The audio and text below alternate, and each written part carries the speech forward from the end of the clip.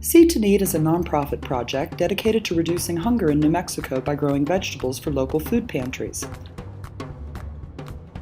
Many in our community are struggling with food insecurity.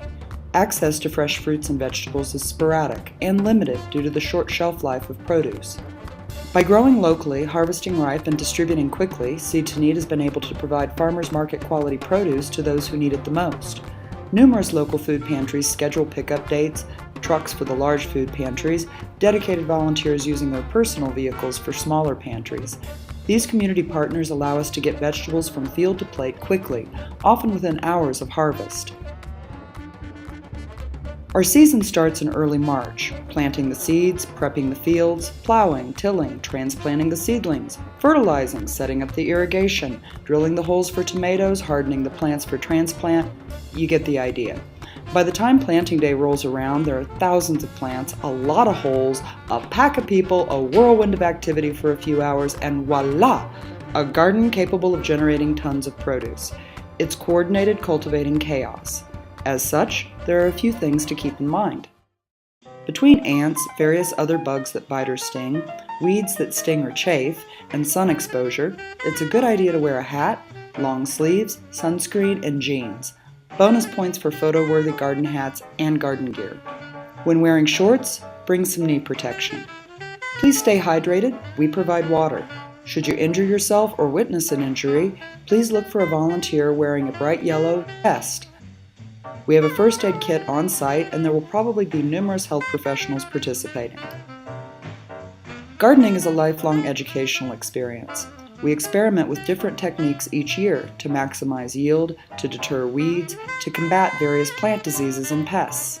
With the prolonged drought, a water-efficient, economical method of watering row crops is essential. We utilize T-tape irrigation. T-tape distributes water evenly along long, narrow rows, feeding the plants without encouraging weed growth between the rows. We place T-tape under the plastic mulch, laying both at the same time. Covering the T-tape with plastic mulch reduces rodent damage as well as reducing the rate of water evaporation. When planting, please be careful with sharp garden implements when digging near the T-tape. Accidental nicks result in leaks, sometimes geysers, mud pits, digging under plastic mulch looking for the leak, etc. It's very messy.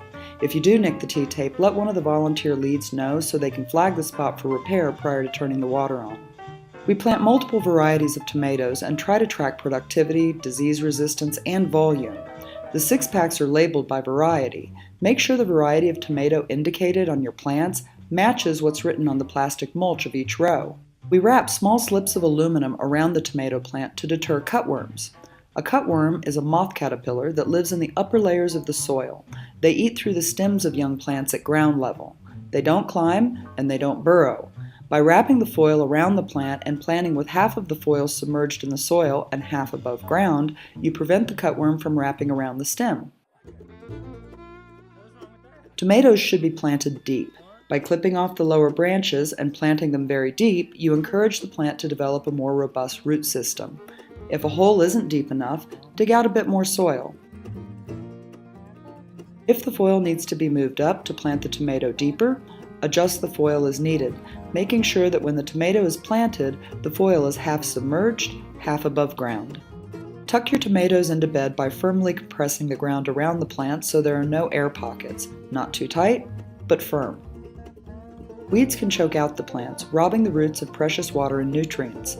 The plastic mulch helps, but weeds are opportunistic. They'll find the hole in the plastic and quickly take over. A study at Iowa State suggested that corn gluten inhibited seed germination. We use empty peanut butter jars with holes in the lid like a giant salt shaker. Sprinkle the corn gluten evenly around the tomato plant. It won't harm the plant. Once the tomatoes are planted, we cover the rows with 9-foot tomato cages. The cages are built using concrete wire. The design provides support for the tomatoes and allows us to create long rows that we can cover. More on that momentarily. Tomato cages can be tricky. 4 to 6 people should place the tomato cages to set straight rows without ripping the plastic mulch with the prongs or accidentally puncturing the T-tape under the plastic. The spacing of the cage should be 2 feet wide at the base, with the T-tape running down the middle, or in close proximity to the middle. The cages should be placed starting from the same point, using the road between the fields as your guide. Once the cage is placed, use your foot to set the prongs into the soil. Again, watch out for the T-tape. As you assemble the cages along the row, check to make sure that the row is staying fairly straight. Sometimes they get a bit wavy, which is less stable in the strong New Mexico wind. When the row is complete, we use zip ties to connect the cages. The end of the zip tie needs to be pointing downward, inside the cage. Any rough edge or protruding plastic will rip the row cover. Once the cages are set, we cover them with agribon. It's a type of row cover. This keeps the beet leaf hoppers off the tomatoes.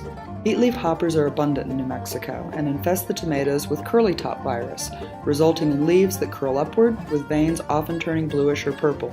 It will kill the plant. Tomatoes are air pollinated and agribon is both air and water permeable. The challenge with agribon is that it requires several people, preferably with no wind, to get it on the cages taut enough to withstand the spring gusts in New Mexico. If there's too much slack in the agribon, on the sides or at the ends, the wind will loosen it, eventually sending it flapping in the breeze. One large piece was at the top of a cottonwood tree on Manier Road for almost 2 years. Also, the agribon that rubs against the cages a lot develops holes, allowing the beet leaf hoppers in. Then they can't get out. They kill every plant in the row.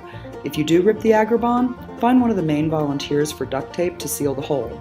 There should be plenty available on site during planting. Agribon will be placed with the word agribon going down the center of the cages, evenly distributing the cover on both sides. Dirt is placed on the edges to keep the cover from blowing off. At first, it's best to put a little bit of dirt because the weight of the dirt can be used to tighten the agribon on the cages and to straighten out the cloth. If there's too much dirt, the cloth will rip when you try to tighten it. Once the cloth is taut against the cage, dirt is shoveled along both sides and the ends to secure it. We use the aluminum foil on the chili as well, but chili should not be planted any deeper than it was planted in the pot. When planting chili, you may need to adjust the depth of the hole, making it deeper or shallower to accommodate the root system of the plant, without burying the stem. In this case, the foil should be at the base of the stem, making contact with the dirt once planted, but not buried. Remember to pack the soil around the plant to eliminate air cavities around the roots.